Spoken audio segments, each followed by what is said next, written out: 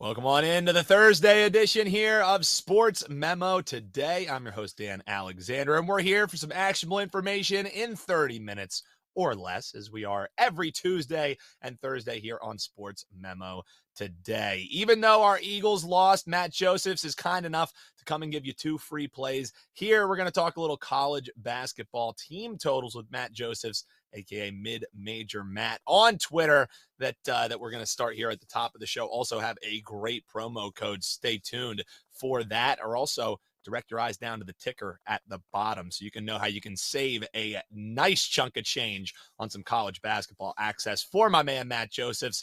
And then the triumphant return of Nick Parsons of the Insider's Room.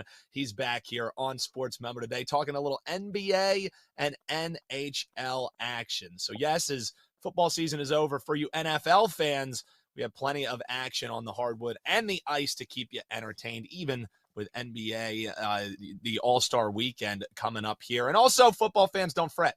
XFL plays. I'm sure someone will be loading them and hopefully being able to expose the XFL market. So without any further ado, let's get into it. Let's welcome in our first guest, Mid-Major Matt Josephs, sm.buzz/MJ.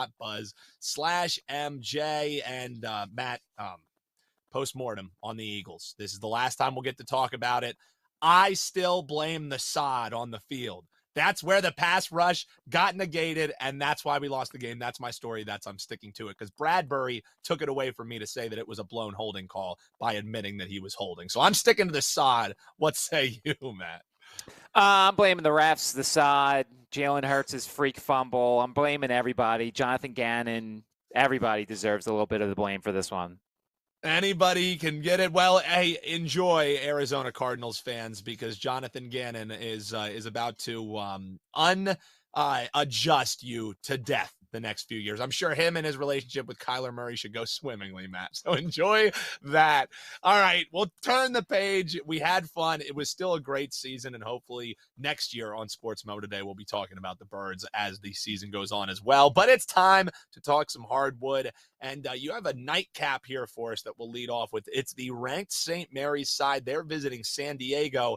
You're not looking at a total. You're not looking at a side. You're trying to isolate one of these teams going over their team total. So what does Mid-Major Matt have to say about this matchup?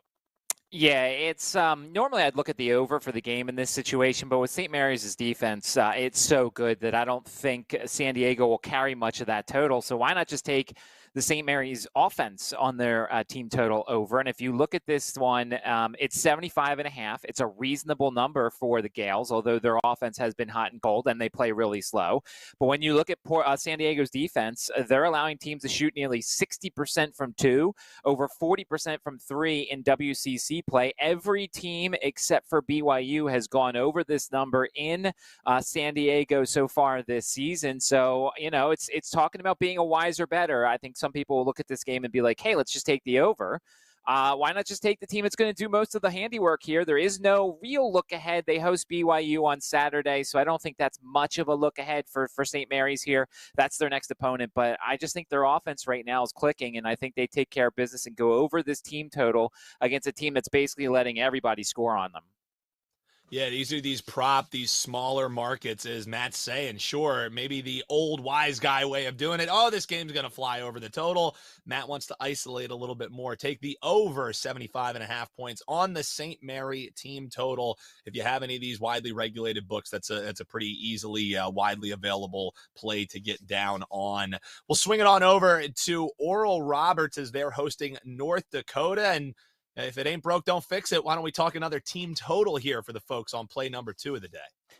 Yeah, I mean, look, you're getting one of the best offenses in the country, and it's crazy because if you look by Ken Pomeroy's numbers, they're 9th in 2-point percentage, they're 12th in 3-point percentage, and they're 28th in free throw percentage. They score. They've put up over 100 in 2 of their last 3 home games. Max Asmus, Connor Vanover, this is a really good team that I hope makes the NCAA tournament because they can upset the likes of Tennessee or somebody like that if they get the chance. North Dakota, once again, kind of playing along with what we talked about with San Diego. They don't play any defense. Teams are shooting almost 55% from 2, 38% from 3 against them in conference play. And look at some of their home road games. They get 96 at South Dakota State, 91 at North Dakota State, 92 at Western Illinois. Pace should be there. I like this case. I actually did like the over. We got in early, so the All Access clients got the 155 when it first came out. Now it's up a couple points. So since I can't really give that one out, I'll give out just the Oral Roberts over. I think they do a lot of the heavy lifting here. We see something like a 97-62 type of game. I'll take the team total over for Oral Roberts, another potent offense on this Thursday night. Man, you love to see it. And also, not only the free plays Matt Joseph's given out, he's also dropping a little nugget in there if you were paying attention. If Oral Roberts can make the big dance, might be one of those early bracket busters there for you if Oral Roberts is able to get in there. Matt, college basketball, I mean, this is the stretch before March Madness, and everybody gets enamored. Really one of the best sporting events of the sports calendar, and people can get a little taste of what you do on the hardwood with a terrific promo. Block 20, get some $20 off a week of your college basketball plays, and they've been working pretty well for you this season, correct? Yeah, 64, 47-2 long-term run, 15-5 the last 7 days. Had a brief stretch where things weren't going very well, so we kind of course-corrected a little bit.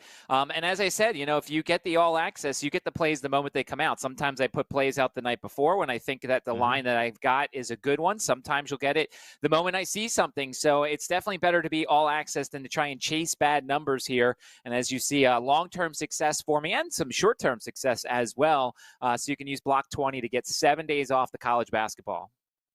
sm.buzz/MJ. That'll save you about 20 seconds as well, rather than going to Sports Memo, clicking through, having to find it. That quick link gets you right to Matt Joseph's page. When you check out on that 7-day All Access, use that code BLOCK20 and save $20 riding with mid-major Matt. Maybe we should start calling him Pace of Play, Matt, because look at that. 2 free plays for you in like 5 minutes. I mean, it takes the guys on Puck Time 5 minutes to intro a game, and we have Matt Joseph's getting you actionable info, not just in 30 minutes or less. How about 5 minutes or less? Definitely check him out over at sportsmemo.com.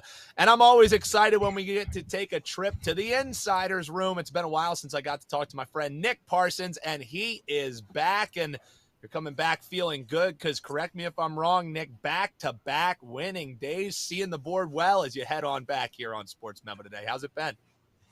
It's been great. Exactly. I missed the Tuesday show, and so, but I actually did hit that $2 Tuesday play. It was a 4% play on Pittsburgh, and so cashed that one and won again yesterday, and so we'll look to keep the good times rolling here on Thursday. It's always the good times rolling. We got Nick Parsons stopping by Sports Memo today. So happy to have you with us, man. Let's start on the hardwood and take a look. The NBA All-Star break right around the corner. Only three games tonight, so a short card. So I'm wondering, you were able to find something you like on here. It's a total in this Wizards and Wolves game.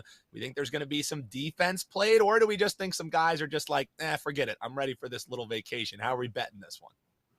Exactly. I had to take a second look at the board today to try to find some value, and I did like this one, and that's sort of exactly my thoughts here, that these two teams, I mean, they're really similar in a lot of ways. They're decent on the offensive end. They're not so great on the defensive end, but I think there are enough external factors that point to this one being, that this total being just a little bit too high. I just think that they're going to run out of steam here in the second half as they sort of get caught looking ahead to this extra time off. Now, Washington, it is off a win over Portland, and it did beat Minnesota by a score of 142-127, all the way back on November 29th. But, Dan, that's significant to note here because the Wolves, they've seen the total go under the number in 8 of their last 11 when they're trying to avenge a straight-up or against a spread road loss against an opponent. Minnesota itself, it's seen the total go over in 6 straight here.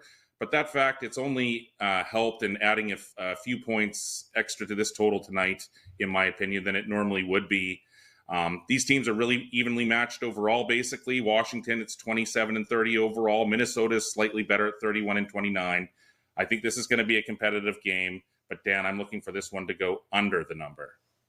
Yeah, and some market money also pushing this higher. So 235 is what we have up there on the screen. There's some 235 and a halves out there, but there is some difference in the marketplace because then there's some sharper books that are still sitting at 234 and a half. So line shop, Right. line shop, line shop. You want to ride with Nick Parsons in the insider's room.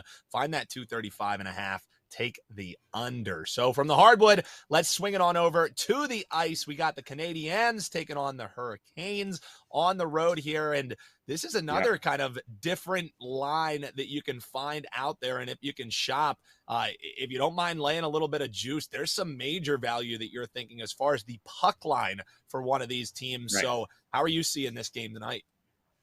Well, I mean, just on paper, it's David versus Goliath, but as primarily a situational handicapper, these are the types of little situations within the season that I look for all the time and that you can take advantage of.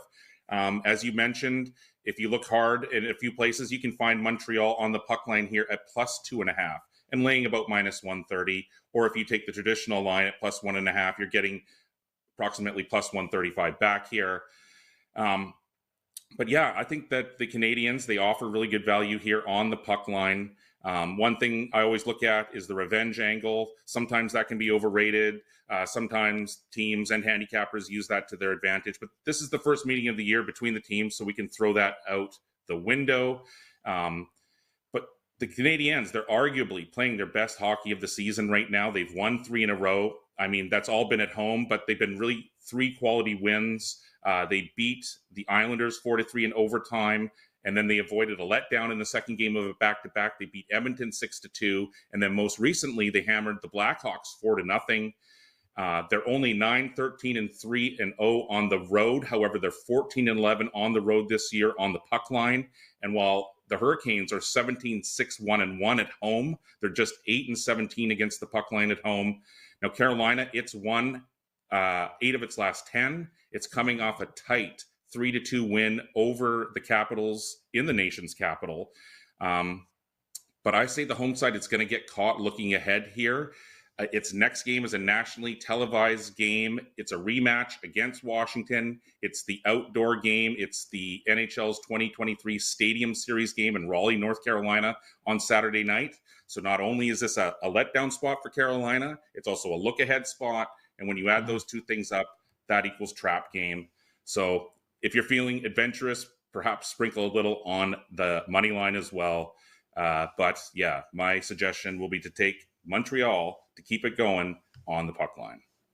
Yeah, puck line, and if you want that plus money, you could even take that +1.5 at some shorter plus money. You can find that 2.5 out there and maybe around -125. And if you are so bold, maybe a little money line sprinkle. And then next time Nick comes on here, we can do a little victory lap of getting the Canadiens home in the David versus Goliath. And when my man is talking NHL, you better be listening. Last 5, especially an 80% run, 4-1. And we were talking hardwood earlier, 255 and 219. If you're looking at what he's done long term. So you invest in Nick Parsons in the insider's room, you're going to be cashing up 29,000 if you're looking at that long-term run. So Nick, when people head on over to your page, I know short card here in the NBA tonight, but you have anything locked and loaded, anything you're looking forward towards the weekend? What are they going to find when they head on over sm.buzz/TIR? Well, we're rolling now. Football is over, but yeah, this is a great time of year for handicappers. Yeah, we're rolling up towards the conference tournament. So listen, we're going to have lots of plays each and every single day, and you can find us amongst the leaderboards there if you poke around, and check out the insider's room over at SportsMemo. sm.buzz/TIR. Greatly appreciate having Nick Parsons stopping by and love getting you some actionable information in half an hour or less. If you enjoyed the show, all we ask you to do, hit that subscribe button. Hop below in the comments. Let us know if you agree, if you disagree, what some of your favorite plays are for tonight, for tomorrow, for this weekend. But that's going to do it for another week here on Sports Memo Today. For Matt Josephs, for Nick Parsons, and the entire Insider's Room, and Eric doing a terrific job behind the scenes, I'm Dan Alexander, and we'll see you Tuesday right here on Sports Memo Today.